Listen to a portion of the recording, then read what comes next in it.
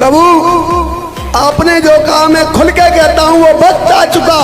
न तेरी अजान रहेगी न बाइबल कुरान रहेगी, पूरे विश्व में मेरे राम और कृष्ण की शान रहेगी।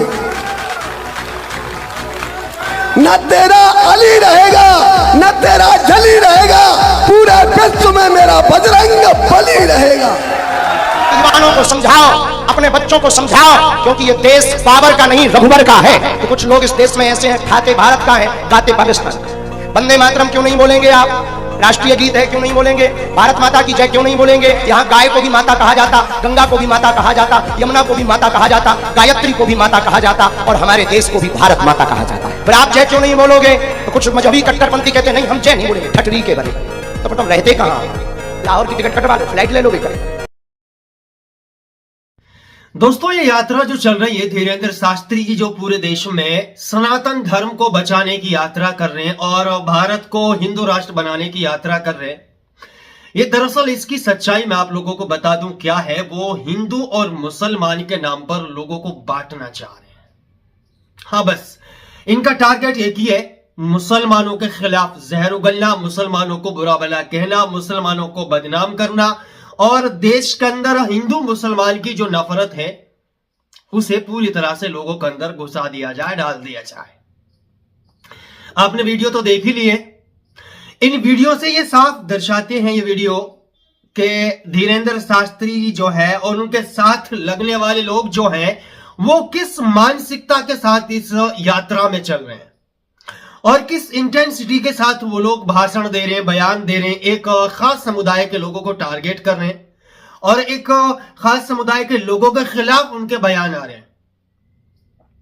धीरेन्द्र शास्त्री का बयान आपने सुना था कि हम अब्दुल कलाम को मानते हैं और बहुत कुछ उन्होंने कहा है, और ये भी कहा उन्होंने कि ये देश जो है वो सनातन का, हिंदुओं का है और इस देश में भारत माता और गौ माता की जय, भारत माता की जय, वंदे मातरम ये बोलना पड़ेगा।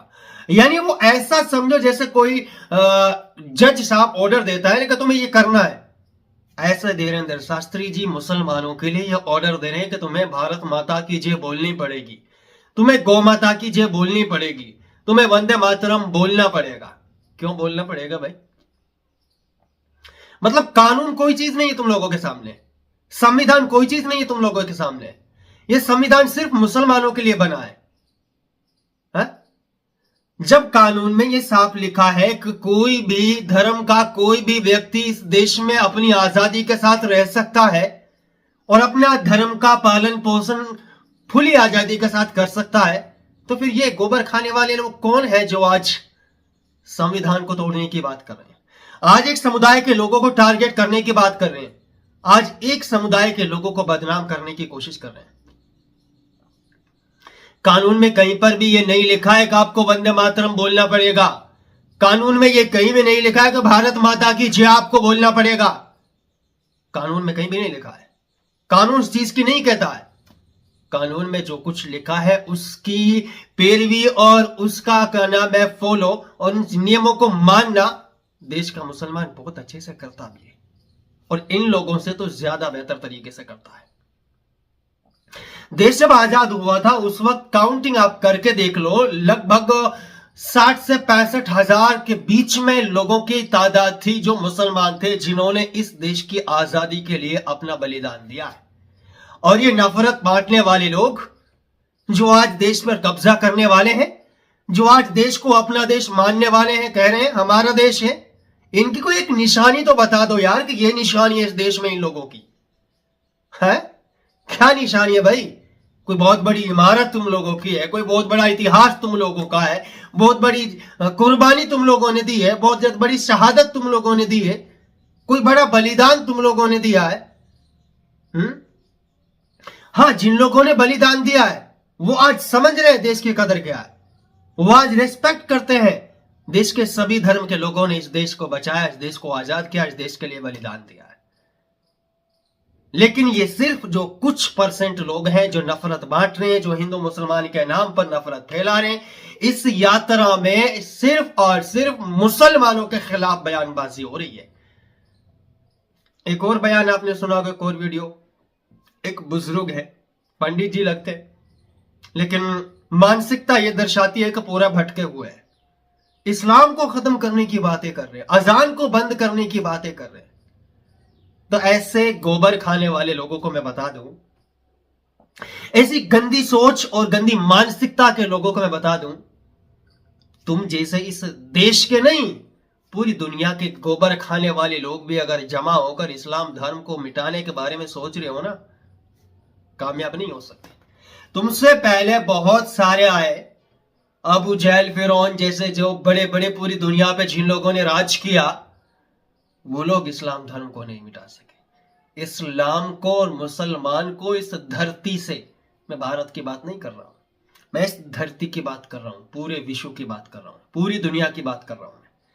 कोई इस्लाम को और मुसलमान को मिटा नहीं सकता, ठीक। और ये गोबर खाने वाले लोग, एक छोटे से क्षेत्र में रहने वाले लोग आज इस्लाम धर्म को मिटाने के बारे में सोच रहे हैं, अजान को बंद करने के बारे में सोच रहे हैं, मुसलमान को खत्म करने के बारे में सोच रहे हैं।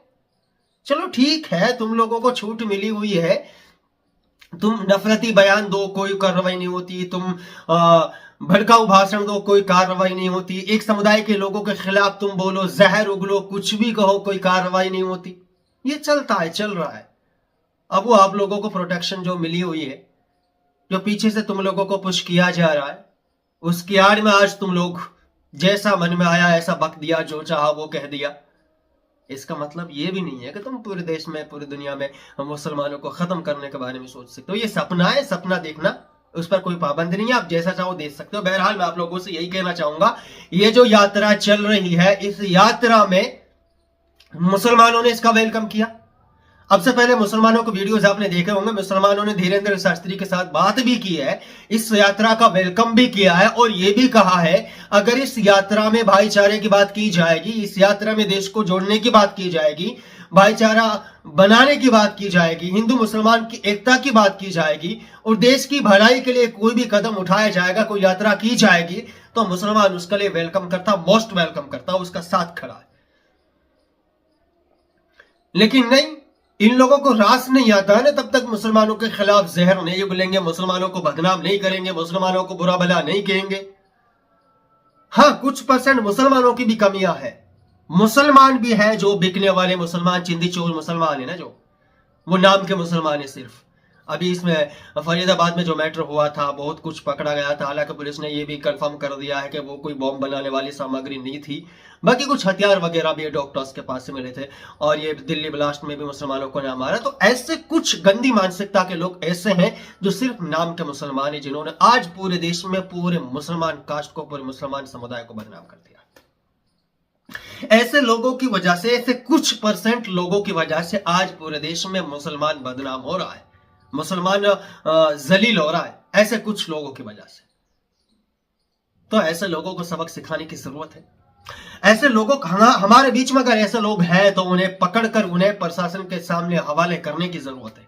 उन्हें खुद पकड़कर दे कि ये हमारे बीच में गलत काम कर रहा है, इस पर हमें डाउट है, ये गलत करने लाइन पर चल रहा है, इसे सुधारिए। बहरहाल आप लोग इस वीडियो को लेकर क्या कहना चाहते हैं? धीरेन्द्र शास्त्री का जो भड़काऊ भाषण है, बहुत कुछ गंदी बातें, गंदे बयान, गंदे भाषण इस चीज में चल रहे हैं जो नॉट एक्सेप्टेबल है। समुदाय क्या नाम है, बहरहाल यार मैं क्या कहूं, आप लोग समझदार हैं। इस वीडियो को जहां तक हो सके शेयर करने की कोशिश करें और इस वीडियो को अच्छा लगे तो अपने यार दोस्तों में शेयर करें। चैनल पर नए हैं तो फॉलो जरूर करें।